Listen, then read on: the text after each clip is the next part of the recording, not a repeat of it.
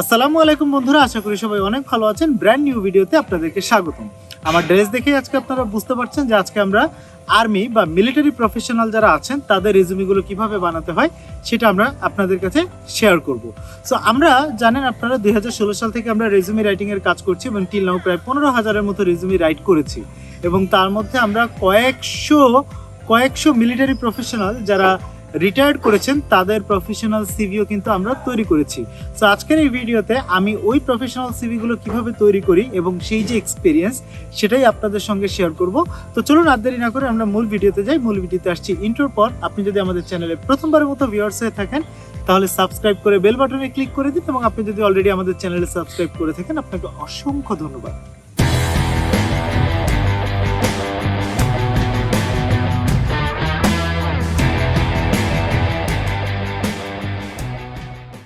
Military প্রফেশনালে যারা আছেন তাদের ক্যারিয়ার আর কর্পোরেট ক্যারিয়ার দুইটা কিন্তু এক না।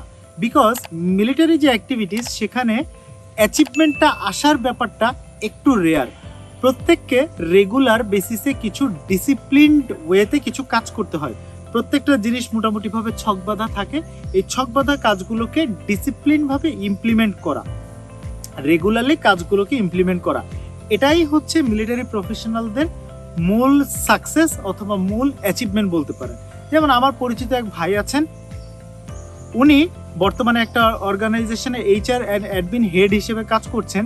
ওনার একটা রেকর্ড আছে যে উনি 11 বছরের ক্যারিয়ারে, 11 বছরের কর্পোরেট ক্যারিয়ারে কোনোদিন অফিসে দেরি করে যান নাই। তাহলে এই যে ডিসিপ্লিনটা বা এই যে নিয়মটা, এটা ওনার কাছে কোথা থেকে আসলো? এটা এসছে ওনার ওই মিলিটারি প্র্যাকটিস থেকে। সো আমাদের দেশে যারা সাধারণত আর্মিতে কাজ করেন বা মিলিটারি হিসেবে কাজ করেন, তাদের নর্মাল যে আর্মির যে চাকরির যে সময়কালটা, এই সময়কালে তাদের এক এক সময় এক এক জায়গায় পোস্টিং হয় এবং এক এক জায়গায় এক একটা টিম তাদেরকে মেনটেন করতে হয়। আমি ব্যাপারগুলোকে একটু সহজভাবে বোঝানোর জন্য, আপনাদেরকে বোঝানোর জন্য আমি কিন্তু জিনিসটাকে কর্পোরেট ল্যাঙ্গুয়েজে বোঝাচ্ছি। মানে আর্মিদের প্রত্যেকটা যে র্যাঙ্ক আছে, এই র্যাঙ্কগুলোকে আমরা কর্পোরেটে বলি ডেজিগনেশন। এবং আমরা মনে করেন যারা বিভিন্ন কর্পোরেটে জব করেন তাদের কীরকম হয় যে তারা এই এরিয়াতে সেলসের কাজ করছে, ওই এরিয়াতে সেলসের কাজ করছে, পরে ওই এরিয়াতে গিয়ে সেলসের কাজ করছে।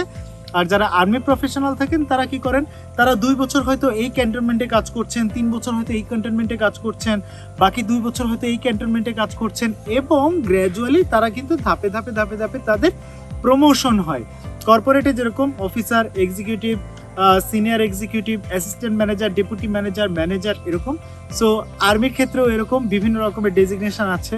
সো কেউ হয়তো আপনার লেফটেন্যান্ট কর্নেল, কেউ আছেন আপনার ব্রিগেডিয়ার, কেউ আছেন মেজর, কেউ আছেন সাব লেফটেন্যান্ট, কেউ আছেন এরকম আলটিমেটলি বিভিন্ন রকমের ডেজিগনেশন আছে।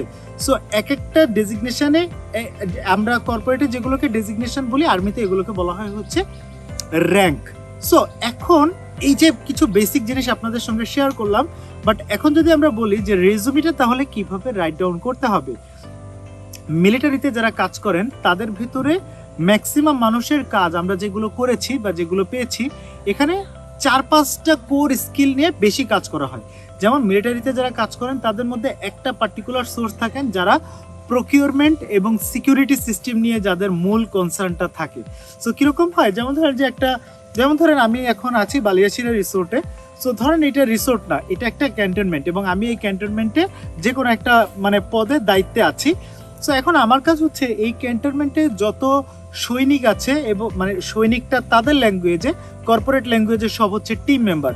সো এই ক্যান্টনমেন্টে বা এই এরিয়াতে আমার টিমে যতজন আছে, আমার সোলজার যতজন আছে, হ্যাঁ, তাদের কার কি কি জিনিসের রিকোয়ারমেন্ট আছে। কারো অ্যাকোমোডেশনের রিকোয়ারমেন্ট থাকতে পারে, ফুডের রিকোয়ারমেন্ট থাকতে পারে, বাসস্থানের রিকোয়ারমেন্ট থাকতে পারে, তারপরে লজিস্টিক্স রিলেটেড রিকোয়ারমেন্ট থাকতে পারে। সো প্রত্যেকটা রিকোয়ারমেন্ট, ইভেন আর্মির যে ড্রেস আছে সেই ড্রেসের রিকোয়ারমেন্ট থাকতে পারে। সো প্রত্যেকটা জিনিস ভিন্ন ভিন্ন সোর্সের থেকে পারচেস, প্রকিউরমেন্ট করা এবং তাদেরকে পেমেন্টগুলো ক্লিয়ার করে দেওয়া, লজিস্টিক্স সাপোর্ট দেওয়া এবং অন টাইমে প্রোডাক্টগুলো রিসিভ করা। আবার আরেক ধরনের মানুষ আছেন যারা হয়তো মিলিটারি বিভিন্ন রকমের যে ট্রেনিংগুলো আছে, ট্রেনিংগুলো নিয়ে ধাপে ধাপে উপরের দিকে ওঠেন, ওঠার পরে তাদের কাজ হয় তাদের যত সোলজার বা টিম মেম্বার আছে তাদের সবাইকে ট্রেন আপ করা। সো এই লোকগুলো কি করেন যে মিলিটারির যে বিভিন্ন রকমের ট্রেনিংগুলো আছেন এই ট্রেনিংগুলো তাদের টিম মেম্বারদেরকে পারফেক্টলি দেওয়ার চেষ্টা করেন, ঠিক আছে। আবার আরেকটা ধরন আছে যারা কি হয়, যারা হয়তো আপনার আর্মিতে খুব, বাংলাদেশের আর্মি বা বাংলাদেশের যে মিলিটারি সেখানে হয়তো খুব ভালো করছেন, এরপরে তাদেরকে ইউএন এর বিভিন্ন মিশনে পাঠানো হয়, তাদেরকে বিভিন্ন রকমের মিশনে পাঠানো হয়, ঠিক আছে। নট নেসেসারিলি যে এটা ইউএন মিশনই হতে হবে, তাদেরকে বিভিন্ন রকমের মিশনে পাঠানো হয়। সো এই মিশনগুলোতে গিয়ে তারা কিরকম করে, তারা তো বেসিক্যালি একটা এরিয়াতে যায় যে জায়গায় অস্থিতিশীল অবস্থা বিরাজ করে এবং সেই জায়গায় স্থিতিশীলতা ফিরিয়ে আনার জন্য বিভিন্ন রকমের ডিসিপ্লিন, বিভিন্ন রকমের নিয়ম কানুন ইমপ্লিমেন্টেশনের জন্য যা যা কিছু করা দরকার ওই সমস্ত কার্যক্রমগুলো করে। এখন এই যে আমি আপনাদেরকে শেয়ার করার চেষ্টা করলাম, আমার লিমিটেড নলেজের ভিতর থেকে আপনাদের সঙ্গে শেয়ার করার চেষ্টা করলাম যে আলটিমেটলি মিলিটারি প্রফেশনালরা কি কি ভিন্ন ভিন্ন কাজ করেন। এখন ফ্যাক্ট হচ্ছে এই কাজগুলোকে তাহলে তারা রেজুমিতে কিভাবে লিখবেন। এই কাজগুলোকে যখন তারা রেজুমিতে লিখতে হয় তখন ঠিক কর্পোরেট রেজুমের মতোই তাকে ডেজিগনেশন ডিউরেশন, তার মানে তাকে তার rank duration, rank duration, rank duration, rank duration. So এরকম যদি চারটা বা পাঁচটা র্যাঙ্ক থাকে তাহলে র্যাঙ্ক 1, র্যাঙ্ক 2, র্যাঙ্ক 3, র্যাঙ্ক 4 এভাবে। আবার ধরেন কেউ একজন মেজর এবং মেজর হিসেবেই তিনি 5 বছর কাজ করছেন। এখন 5 বছরের মধ্যে তিনি 2 বছর কক্সবাজারে কাজ করেছেন, 3 বছর বগুড়ায় কাজ করেছেন, 6 মাস তিনি সাভার ক্যান্টনমেন্টে কাজ করেছেন। তো তখন কি হবে, তিনি কোন রিজিয়নে কবে থেকে কবে পর্যন্ত কাজ করেছেন এবং কি কি কাজ করেছেন, কতজন সোলজারের তিনি দেখভাল করেছেন, কত টাকার প্রকিউরমেন্ট তিনি করেছেন, কত বড় এরিয়াতে তিনি কাজ করেছেন, কতশো মানুষকে তিনি ট্রেন আপ করেছেন, কোন কোন টপিকের উপরে তিনি ট্রেন আপ করেছেন, এই তথ্যগুলো সেখানে থাকতে হবে। এবং স্পেশাল অ্যাসাইনমেন্ট হিসেবে তিনি যে দেশের বাইরে গিয়েছিলেন ইউএন মিশনের জন্য সেটাও সেখানে থাকতে হবে। বাট যেটা ব্যাপার হচ্ছে যে মিলিটারি রেজুমের একটা সমস্যা হয় কি, মিলিটারিরা যখন সিভিল বিভিন্ন অর্গানাইজেশনে রিটায়ারমেন্টের পরে যখন তার রেজুমেটা ড্রপ করেন তখন যেটা হয় কি যে তারা মিলিটারি বিভিন্ন রকমের আর্মিদের বিভিন্ন রকমের টেকনিক্যাল জার্গন তারা ইউজ করে, যেটা নর্মাল সিভিল যারা থাকেন তারা কিন্তু এই টেকনিক্যাল জার্গনগুলো তারা বুঝতে পারেন না। সো যখন একজন মিলিটারি প্রফেশনাল তার রেজুমেটা তৈরি করেন প্রথমে তাকে বুঝতে হবে তার কোর স্কিলগুলো কী কী। সো কোর স্কিলগুলো কী কী, তার সেফটি, সিকিউরিটি, বিভিন্ন রকমের অ্যাডভান্স লেভেলের বিভিন্ন রকমের security system, human resource management, people management, administrative control, procurement, এইগুলো তার স্কিল। সো স্কিলগুলোকে হাইলাইট করতে হবে এবং তিনি কোন র্যাঙ্কে কবে থেকে কবে পর্যন্ত কোথায় কি কি কাজ করেছেন এর প্রত্যেকটা ইনফরমেশনকে স্পেসিফিকভাবে দিতে হবে। এবং এই যে তার ওয়ার্কিং এক্সপিরিয়েন্স লেখার পরে তার কোনো প্রফেশনাল কোয়ালিফিকেশান থাকলে সেটা আসবে, তার কোনো একাডেমিক কোয়ালিফিকেশান থাকলে সেটা আসবে এবং তিনি কি কি প্রশিক্ষণে অংশগ্রহণ করেছেন সেটা আসবে।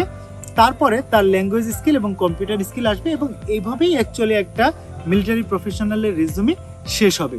এবং আপনি যত বড় র্যাঙ্কেই থাকেন না কেন, যাই হন না কেন, আপনার এক্সপিরিয়েন্স যদি 0 to 10 ইয়ার্স হয় আপনার রেজুমি 2 পেজে হওয়া ভালো এবং 10 ইয়ার্স প্লাস এক্সপিরিয়েন্স হলে ম্যাক্সিমাম আপনার রেজুমি 3 পেজের হতে পারে।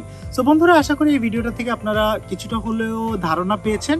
আমার কথা বলার মাঝে যদি কোনো ভুল ত্রুটি থেকে থাকে এবং আপনাদের যদি দৃষ্টিগোচর হয় অবশ্যই কমেন্টে জানিয়ে দিবেন, আমরা হয়তো সেটা শুধরে নেওয়ার চেষ্টা করব। এবং আর কোন কোন টপিকের উপরে আপনারা ভিডিও দেখতে চান সেটাও আমাদেরকে কমেন্টে জানাবেন।